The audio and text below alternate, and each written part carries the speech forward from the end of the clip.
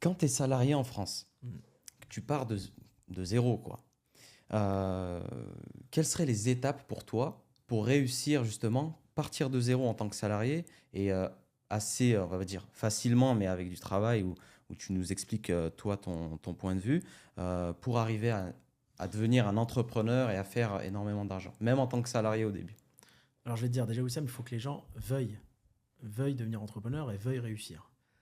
C'est très peu de personnes, hein, contrairement à ce qu'on pourrait croire. Je ne sais même pas si c'est 2-3% de la population. Il faut savoir que 99% des gens, c'est dans leur mental, ils préfèrent que tu leur donnes 1 500 € par mois que tu leur dises sacrifie-toi 2 ans et dans 2 ans je te donne 1 million. Ouais.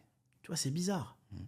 Mais moi, je l'ai vu tout au long de mon parcours. Moi, j'ai des salariés qui touchaient 1 500. Mhm. Quand tu leur dis je vais te mettre manager, tu vas prendre 1 000 € de plus. Ah non, non, je veux pas de responsabilité, 35 heures, ça me va. Je veux rentrer chez moi à 18 heures le soir.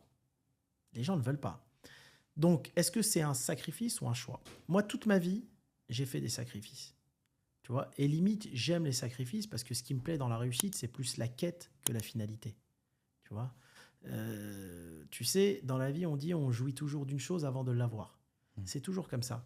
Et si tu veux, déjà, il faut être prêt à faire ce sacrifice. Ensuite, je vais te donner 2 exemples. Quelqu'un qui est en Afrique, son rêve, c'est d'arriver en France. Ouais.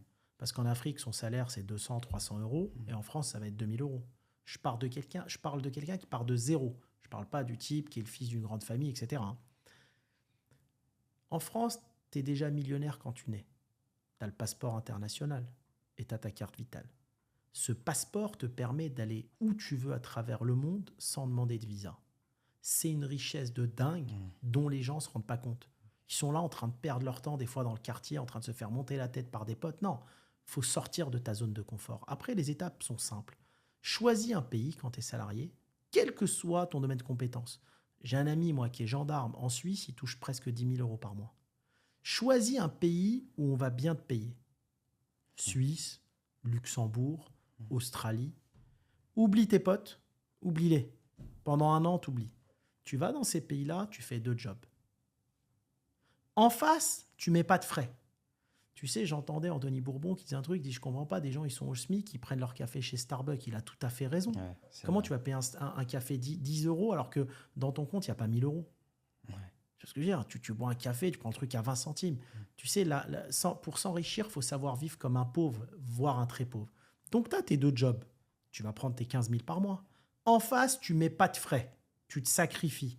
Tu vas dormir dans un hall d'immeuble, dans un sac de couchage. Ouais. Tu comprends ce que Auberge je de veux dire? jeunesse. Auberge de jeunesse.